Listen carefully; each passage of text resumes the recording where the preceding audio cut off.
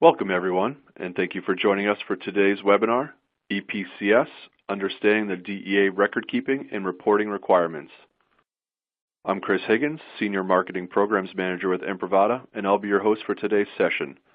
We'll be starting the presentation in just a minute, but before that, I have a few quick housekeeping items for our audience. First, I encourage you all to take control of your audience console to make this the most interactive and engaging session as possible. You can move and resize the windows you see on your screen. For example, you may want to utilize the full screen option for the presentation window. Please make note of the icons at the bottom of the screen, as you may want to visit several of these widgets during the presentation. Clicking on the icons will hide or show the console windows. The resource list widget provides links to other relevant information that you may find interesting. Click on the Q&A widget to enter questions at any time during the session. We'll leave time at the end to answer them. If you experience any technical issues during the presentation, click on the yellow question mark widget. And finally, I'd like to remind our audience that everyone who registered for today's session will receive an on-demand version of the webinar via email. With our housekeeping items out of the way, I'd like to introduce our presenter for today's session. I'm excited to be joined by Dan Borgasano, Director of Product Marketing here at Imprivata. I'll turn it over to Dan to get us started. Welcome, Dan. Thank you, Chris, and good afternoon, everyone. Thank you for joining today. As Chris mentioned, in today's session, we'll review the record-keeping and reporting requirements that the DEA has put in place when it comes to electronic prescribing for controlled substances, or EPCS. EPCS is governed by the requirements put forth in the DEA IFR. The primary objectives of the DEA are to reduce the potential for diversion and subsequent abuse of controlled substances. So, to meet these objectives, the DEA has unique and specific requirements that must be met before you can enable EPCS. This includes an identity proofing process where you'll validate the identities of your providers, binding their two-factor authentication credentials to their identities, a logical access controls process to grant and then approve access to the EPCS workflow within your EMR or e-prescribing application, and two-factor authentication to sign the prescription orders. The DEA wants to ensure that a prescription record, once created, cannot be repudiated. So, to prove this non-repudiation, the DEA requires significant record-keeping and reporting for EPCS, including for all the steps I just mentioned, as well as all auditable events identified by the internal audit trail. Understanding the record-keeping and reporting requirements is critical for EPCS compliance, particularly in the event of a security incident and subsequent DEA investigation. Generally speaking, many of the record-keeping and reporting requirements are the responsibility of your application providers. However, there are a number of areas that your organization and providers are also responsible for. For example, organizations must create audit records of the identity proofing event as well as the issuance of the two-factor authentication credentials to the correct approved providers. In addition, providers must report lost, stolen, or otherwise compromised two-factor authentication credentials to the individual or department at their organization that sets logical access controls. In this case, the provider's EPCS permissions must be revoked, at least temporarily. Providers must also report fraudulently issued prescriptions. There are also record-keeping and reporting requirements for what the DEA refers to as security incidents. Someone at the organization must review a report of these incidents and report them in a timely manner. We'll review each of these requirements in more detail, but the DEA mandates that these and all other records must be easily readable and readily available at the DEA's request, and they need to be retained for a minimum of 2 years, although individual states can enforce more stringent records for their retention periods. For example, New York's iStop law mandates records be retained for EPCS for 5 years. Starting with the enrollment requirements for providers, and specifically for organizations that use institutional identity proofing model. In this model, the organization, by virtue of its status as an institutional DEA registrant, is authorized to conduct identity proofing in-house, typically through its credentialing or similar department. This must be done in person, and at a minimum, you must check a provider's government-issued photographic identification against your approved list of providers for EPCS.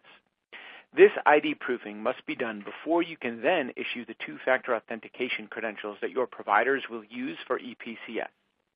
Now you can see the language here from the DEA IFR, which states that organizations must retain records of both the identity proofing and issuance of the two-factor authentication credentials. Therefore, it is important to have a process and a system for documenting the check of the provider's photo IDs and subsequent issuance and enrollment of their two-factor authentication credentials that they'll use for EPCS. In addition to the provider enrollment, there are record-keeping requirements for the logical access control step. This is where you will configure your EMR or e-prescribing application to give approved providers access to the EPCS workflow. In this step, the DEA requires at least two individuals, one to configure your application to give providers access to EPCS, and a second individual to approve those permissions. Note that these individuals must be separate from those conducting the identity proofing and credential enrollment.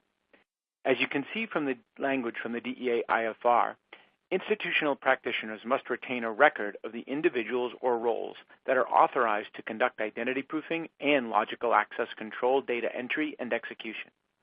So, because these must be separate individuals or groups, you need a system for clearly defining and maintaining who is authorized to conduct each function at your organization. Now, as mentioned, providers who will be doing EPCS also have certain responsibilities when it comes to reporting. Generally speaking, individual practitioners have the same responsibilities when issuing prescriptions for controlled substances via electronic means as they do when issuing a paper or oral prescription.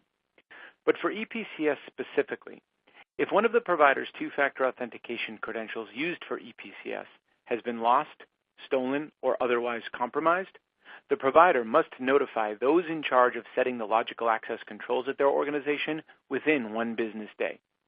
Those individuals must then revoke the provider's ability to use EPCS within the application until such time as the provider gets a new two-factor authentication credential via the required identity proofing and enrollment process. A practitioner who fails to comply with this provision may be held responsible for any controlled substance prescriptions written using their two-factor authentication credentials. In addition, if an electronic prescription was issued from a provider's account but was not signed or authorized by that provider, then the provider must notify those in charge of setting the logical access controls as well as the DEA itself within 1 business day of discovering the fraudulent activity.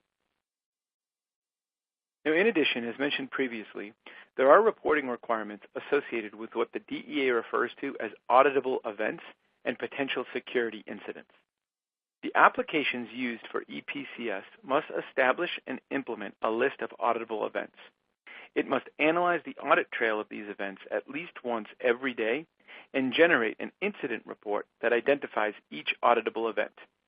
Auditable events must, at a minimum, include the following: attempted or successful unauthorized access to the EPCS system, attempted or successful unauthorized modification or destruction of relevant records, interference with application operations of the prescription application, any setting or change to logical access controls related to EPCS, and any attempted or successful interference with audit trail functions.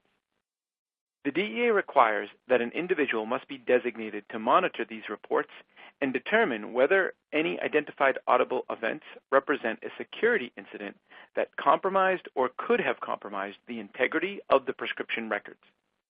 Any such incidents must be reported to both the EPCS application provider as well as to the DEA itself within 1 business day of their discovery. So as you can see, the DEA outlines a significant number of record-keeping and reporting requirements that organizations, providers, and applications must meet to be fully compliant for EPCS. Now, Imprivata Confirm ID is purpose-built as a complete solution for meeting all of the DEA requirements for EPCS, including identity proofing, credential enrollment, logical access controls approval, and two-factor authentication. And very importantly, Imprivata Confirm ID delivers robust record-keeping and reporting capabilities to help organizations ensure security and compliance throughout the entire EPCS process. Imprivata Confirm ID has been certified by an independent DEA-approved third-party auditor as meeting a number of record-keeping and recording requirements for EPCS that help establish non-repudiation. Imprivata Confirm ID offers detailed reporting capabilities to establish a secure, auditable chain of trust for the entire EPCS process. Imprivata Confirm ID helps organizations demonstrate compliance with DEA and state-level requirements for EPCS by delivering comprehensive reports that document the identity proofing, supervised enrollment, and prescription signing processes, including any failed transmissions, unauthorized access attempts, and other potential discrepancies. Imprivata Confirm ID also stores records for at least 2 years to meet the DEA specifications, but organizations can customize based on their state requirements. For example, as mentioned previously, New York's I-STOP law requires that records are kept for a minimum of 5 years. For example, Imprivata's proprietary role-based supervised enrollment utility enables organizations to create an auditable record when checking providers' identification to comply with the DEA requirements for institutional identity proofing. Imprivata Confirm ID establishes the enrollment supervisor role for the individuals who will attest to the checking of the provider's government-issued photo identification. The enrollment utility also enforces an authentication by the provider to ensure that the identity proofing took place in person in accordance with the DEA requirements. Imprivata's enrollment utility also captures and creates a record of the issuance of the two-factor authentication credentials that providers will use to sign EPCS orders. This binds the identity of the providers to their authentication credentials and creates the required audit record of the issuance of those credentials. As discussed, the DEA requires you to retain a record of the individuals and roles that are authorized to conduct identity proofing and logical access control data entry and execution. For identity proofing, we do this through the enrollment supervisor role discussed previously. A record is created and stored for the establishment of this role along with the identity of those individuals. Only the enrollment supervisors have the permissions to conduct identity proofing and enroll credentials for providers, and only if they follow the necessary steps within the Imprivata Confirm ID enrollment utility. Similar, Imprivata Confirm ID allows organizations to establish the role of EPCS access approver, who are the individuals authorized to approve the granting of EPCS permissions to providers within your EMR or electronic prescribing application to comply with the logical access controls requirements. A record is created and stored for the establishment of these roles along with the identity of those individuals as well. These individuals must authenticate using Imprivata Confirm ID as part of the approval workflow, and an auditable record is created. Importantly, the enrollment supervisor role and EPCS access approver role are kept separately to satisfy the DEA requirements that the individuals conducting the identity proofing must be different from those granting or approving EPCS permissions. Imprivata Confirm ID also creates real-time records of auditable events as defined by the DEA, including attempted unauthorized access to the electronic prescription application and any setting of or change to logical access controls. Imprivata Confirm ID creates a record of both successful and failed two-factor authentications for EPCS. Similarly, Imprivata Confirm ID creates records when the EPCS access approver role is established or modified. This record keeping enables organizations to quickly determine if the attempted unauthorized access represents a security incident that must then be reported to the DEA.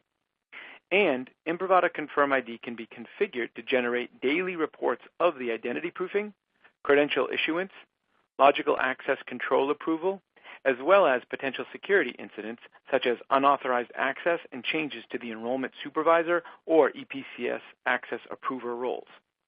These reports are contained in Imprivata's appliances and can be easily exported for review to meet the DEA requirements.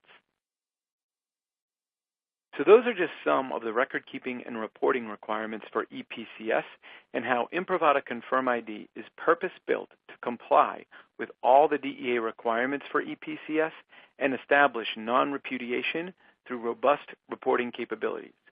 I'll now turn it back over to Chris for questions. Chris? Great. Thanks, Dan. You certainly covered a lot of really useful information, so I hope our audience found it to be educational.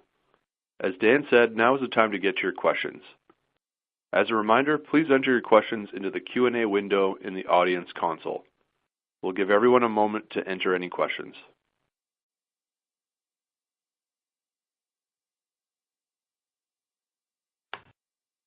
Okay, Dan, we have our first question. This audience member would like to know, or their question is, doesn't our EMR already capture the reporting for EPCS? That's a good question, and so the answer is yes, your EMR should capture most of the records that you're going to need from an EPCS perspective, and in fact, applications are required to in order to be certified as compliant for EPCS. Your EMR should tell you all things you need to know about the prescription, the transaction itself, as well as a lot to do with the logical access control, either the setting or changing of the logical access control, including those who are allowed to approve those permissions. However, there are other parts to the EPCS process that are completely outside of what the EMR manages. For example, the identity proofing, the enrollment of the two-factor authentication credentials, and then the binding of those credentials to the user, including if a user needs to go through identity proofing again, either if they get a new phone, if they lose their credentials, or if their EPCS permissions needed to be revoked for any reason based on some of those security incidents that we talked about. Those are things that need to happen outside of the EMR, and there's several others. And that's where a tool like Imprivata Confirm ID can really give you that comprehensive view. And typically what we find is that the reporting capabilities of Confirm ID combined with those of your EMR or your e-prescribing application will give you that complete end-to-end view to establish the non-repudiation that the DEA is looking for. Great. Thanks, Dan.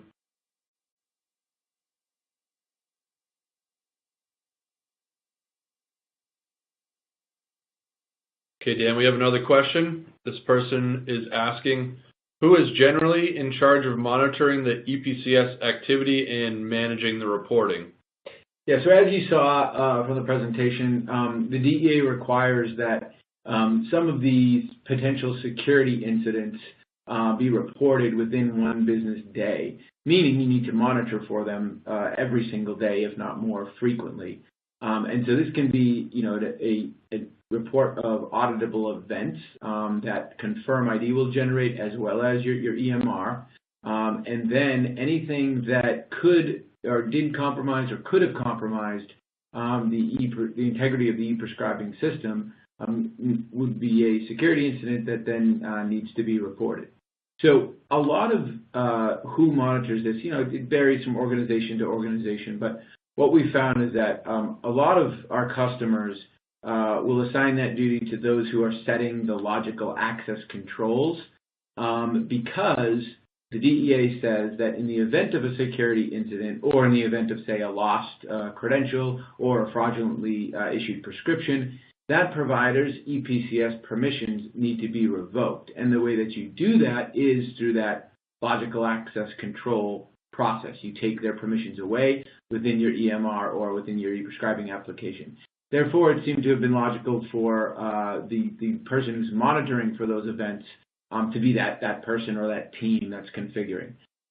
That's typically what we've seen, although in some cases we've also seen the pharmacy department review those logs every day. And in some cases, clinical informatics as well, because we know that there is some gray area and some judgment call as to what might qualify as a security incident. So therefore, you may have different departments and different teams looking at it. So the general answer is that it varies, but certainly we can put you in touch with other customers to learn their best practices if you'd like. Great, thanks, Dan.